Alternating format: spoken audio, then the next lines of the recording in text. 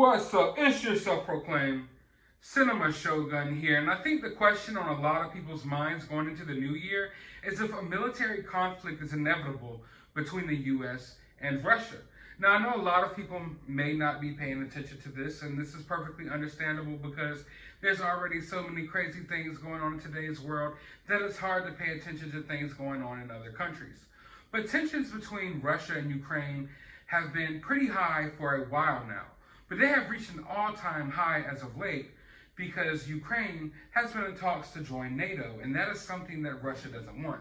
We know that Russia has tried to invade Ukraine before. They've had their eyes set on Ukraine for a long while now. And this possibility that Ukraine joins NATO would definitely put a halt in those plans unless Russia would like to get into a military conflict with the U.S. and our allies. Now, Russia is also upset about the U.S.'s military expansion into the east. Not necessarily with boots on the ground, but the fact that we are transporting missiles, missile defense systems, and various different things like that closer and closer to Russia, if you will. Now, these tensions are reaching an all-time high, and the reason that I'm even here talking about it right now is because we've reached a point that Russia has now amassed over 100,000 troops on the border of Ukraine. And even though America was saying they wouldn't get involved, we've now officially got involved. We have drones in the sky, spy planes right now surveilling the situation so we could help Ukraine with intelligence and in other ways. You know, we're shipping certain weapons over there, and I'm not saying that it's a fact or for certain that if something does pop off over here, that the U.S. will put boots on the ground. But I'm saying that it's kind of likely at this point.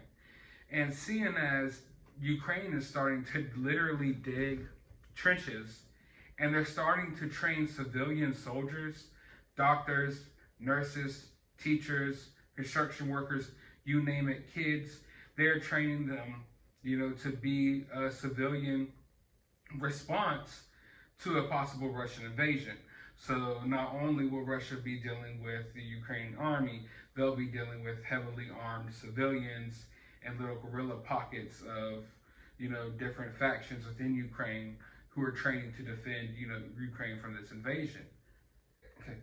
Today, Ukraine's border service said that the United States will finance projects, including surveillance and monitoring equipment, to strengthen Ukraine's borders with Russia.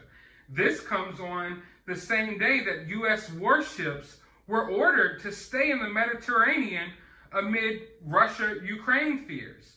Defense Secretary Lloyd Austin has ordered a U.S. Navy aircraft carrier strike group to stay in the Mediterranean Sea region rather than move on to the Middle East amid worries about the buildup of thousands of Russian troops near the Ukraine border. A defense official said Tuesday that the change in the schedule of the USS Harry S. Truman and the 5 American warships accompanying it reflects the need for a persistent presence in Europe. It is necessary in order to reassure U.S. allies and partners in the region, said the official, who spoke on the condition of anonymity to discuss military deployment details.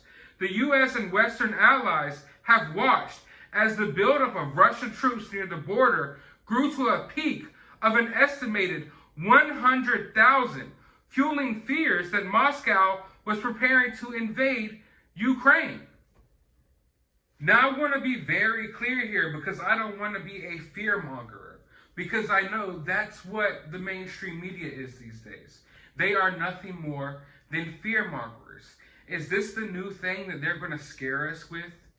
Is this, potential conflict with Russia, World War III, the new thing that they're going to scare us with after the current health crisis that we're going through? America always has to pick out victims. I mean, not victims, but villains.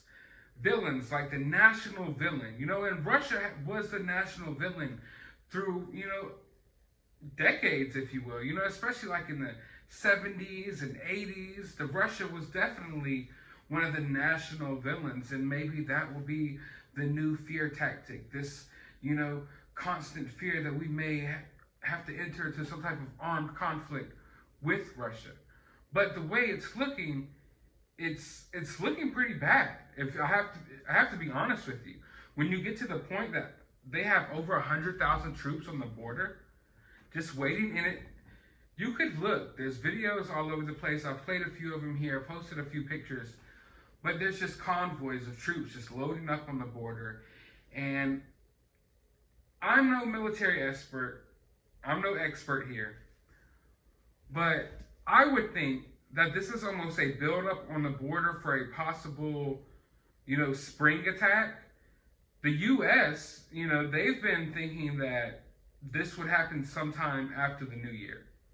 Sometime early January would be when the invasion launches. That's what U.S., intelligence officials are saying. I believe that if you're being smart, you don't want to attack someone in the winter. It's very cold over there, and I know they're already building up the troops over there, amidst the winter storms and things going on. But I would think that you would wait maybe until, things get a little warmer before you launch this invasion of Ukraine. But I mean, who knows what these people are thinking? And also, these people live in Russia. They're used to the snow. I'm a guy from the South, so I'm just thinking like, hey, it's too cold for all this shit. Maybe later on, but hey, it is what it is. All I know is things are looking pretty ugly over there. And supposedly Biden and Putin are supposed to sit down and talk and try to form some type of agreement sometime in mid-January. But I'm not so sure that they'll be able to do that. Because what Putin wants is basically assurance that NATO will never allow Ukraine to, be part of NATO. And I don't think that's very likely that anyone will go along with that. But I mean, when you look at who's running the country these days, who knows anymore? Who knows what the hell would happen? All I know is that this looks closer than ever for something to pop off to where we may have some type of military conflict with Russia. So fingers crossed that doesn't happen. Fingers crossed they can find some type of peaceful solution to this. Because at the end of the day, we are the ones losing. The common people of Russia, the common people of Ukraine, the common people of America, the common people around the world are the ones losing, because these aren't our wars that we're fighting. We're fighting wars for the politicians, for the higher ups in the war, in the world. We're not fighting for ourselves, so it sucks, but it's something that I definitely think that we should be paying attention to. But I want to know your thoughts about this down in the comments below. While you're down there, hit that thumbs up button, hit that subscribe button, ring that notification bell. Go to the description of this video. We'll have a link to my CashApp if you would like to support the channel.